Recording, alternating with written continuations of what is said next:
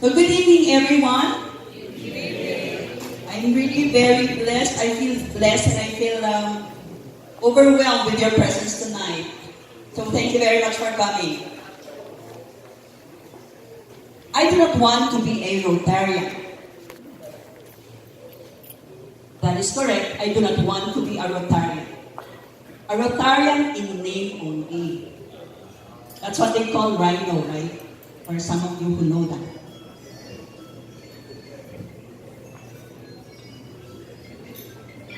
Being a Rotarian, I take that to heart. And today marks my 7 years, 4 months, and 11 days exact to be a Rotarian of the Rotary Club of Baguio. And now, I've been elevated to become the president.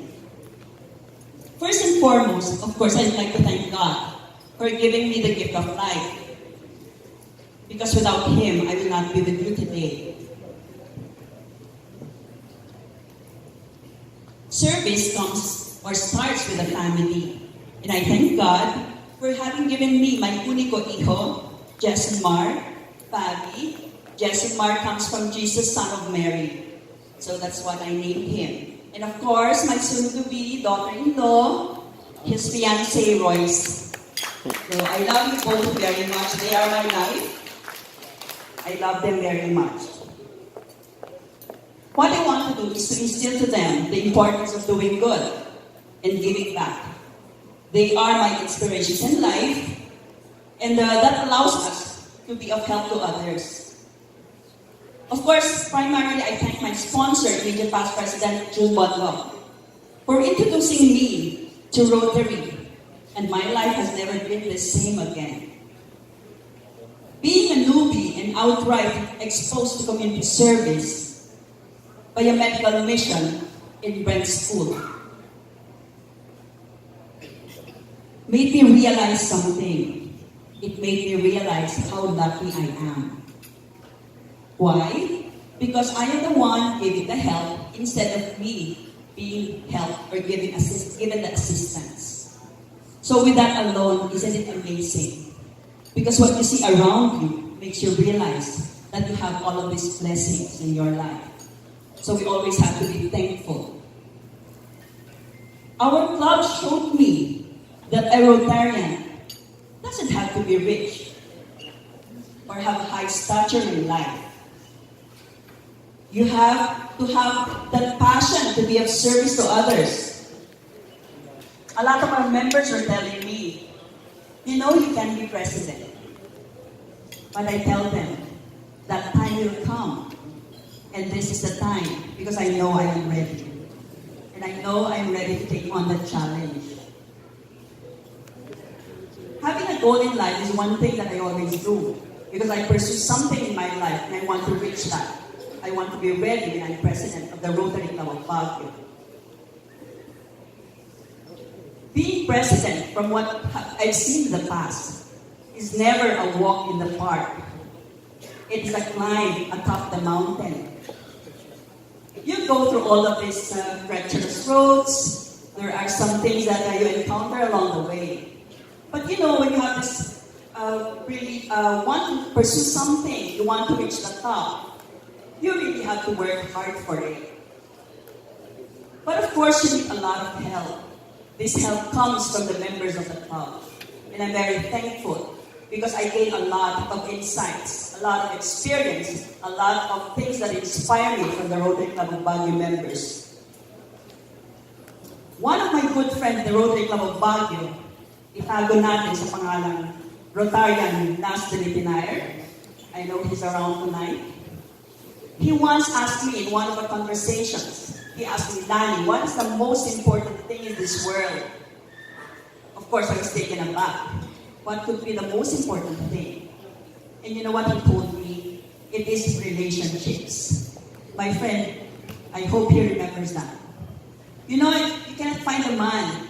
We have this project with him because he's involved into a project for the visually impaired. So we go to a shop, ask for some materials. Could you imagine, because he knows the owner, just having these conversations with him, he said he's giving all these materials for free. It's because he has a good relationship with the owner.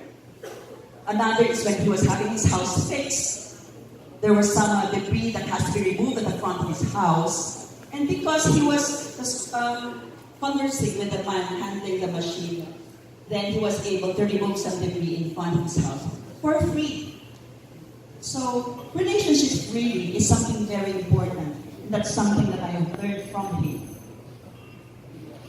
In our club, there's a diversity of personalities. But you only have to take what's good from each one of them. One example, of course. Past President Alfred, he's always this funny guy, sometimes he's a heckler. But then this provides happiness to the club. And this is something that I learned. If you have a happy disposition, everyone around you really are affected. So that's what I always see from Past President Alfred. He's really a very happy guy, the official heckler of our Vice President Atong, as what we tell him. Past President Ben Ladila, he's always the lucky guy who wins in our raffle. So really, we can't understand. Of course, he buys a lot of raffle tickets, but how do you weigh being lucky? Because every time, every meeting, he gets a prize. So we tell him, I think this is really a good man. I think he's close to God. That's why he gets all of these raffle prizes. So that draws inspiration also for me. Past President Gerard. Past President Gerard, the humble, the generous man. He talks in French. Sometimes the other refuse to go near him because sometimes they won't understand. But just read his lips. You can understand him. Just go near him and you will understand and you gain a lot of inspiration also. It's really wonderful having all of these members with us. Of course, Past President Joni. Past President Joni is a doctor and he never misses our medical missions. He's always present. Sometimes he's just alone and you have like 50 to 60 patients and he takes care of them. See, that's the dedication. So, sino ako para hindi ma-inspire sa mga taong ganito sa club namin? Of course, Rotarian Jody, Manong Jody, You Are My Sunshine guy. He always sings that even at the end time, but we still enjoy when he does that. Because it makes us happy. Even if he does it 100 times, I think we will not get tired of him singing that. We're really happy for what he does. Past District Governor Linda is our choreographer, our dancer. So, sometimes you say, Past District Governor na yan, hindi na yan active. But with us, she is active. She teaches us all these dance moves. And later on, we have something for you. So please stay on. We're having a treat for you with our star dancer, Past District Governor Linda. Okay? So, watch out for that, okay? Past President Vito is here. Past President Vito, Past President Benny, these people, they talk about Rotary as if it's really something that they're very proud about. We value their membership because we learn a lot from the things that they have done in the past. Kung lahat sinasabi nila sa amin, it's not enough that we come to know ano ba yung nagawa nila. Sometimes when we go into missions, the younger ones, their mere presence alone gives us inspiration, gives us that, it's like something that, with their presence, nai-inspire kami kasi they're there to support us. So we always look forward for a past president to come with us in our Rotary missions or Rotary activities. Past President Chris Pilar, the school guy, he tells all these funny stories. But he's, when you ask him something outright straight, he will tell you. So, Past President Chris, thank you for being that true self. And of course, beside him, Past Assistant Governor Gigi, when she was president, it's a smoothing, breezy feeling because when you tell her, go right ahead. She has that confidence in you to go right ahead with a plan, with something you want to do. So, nakaka-inspire yung mga ganon. Past President Chris Peralta, Pag ito, nag-French na, maa-amaze na ako, nakatingin na lang ako. He writes really well. And also that inspires me to write. Because he's got perfect, ano ba to? Lahat ng ginagawa niya perfect eh. So, we have to follow that eh. Apart from the EIs, he really writes good write-ups with all of our activities. And he records from the start all of our medical missions and how many patients that we had. Past President Mia is here, our ever elegant judge. You know, when she enters the room, she's like a beauty queen. Titingalain mo siya eh, because she's really beautiful in everything that she wears. So, talagang nakaka-inspire lahat ng members namin. And of course, my advisor, Past President Libby. She always takes very nice pictures. You can never hear her say anything bad against anybody. That's Past President Libby. And of course, our smiling Past President Bert Talco, who gives us the inspiration na tawag namin Lolo. Because he sponsored IPP June, and then IPP June sponsored me. So it's like a clan already, the Talco clan we call it. Why am I saying all of this to you? It's because these are the formidable men and women who give me the inspiration of who I am today. All of the things that I learned from these people. All of the things that they do. Parang nakakahiya pag hindi mo sabayan. So as a president, I know this is a very gargantuan task. Mahirap maging presidente. At times, you get all of these challenges, sometimes you feel alone. I've been in Rotary for that long period and I've seen the struggle of a president. Sometimes when you do 10 things, they remember one bad thing that you did. But of course, if you have the heart of a Rotarian, you don't consider that. You have to go on being a Rotarian. Because you have that passion, you have that dedication. You are a Rotarian regardless of what happens. So, I hope this inspiration will really transcend into each and every member of the club, and all of the clubs, all the clusters, and all the classmates, and all the Rotarians we have, not just in our cluster, but in the district as well.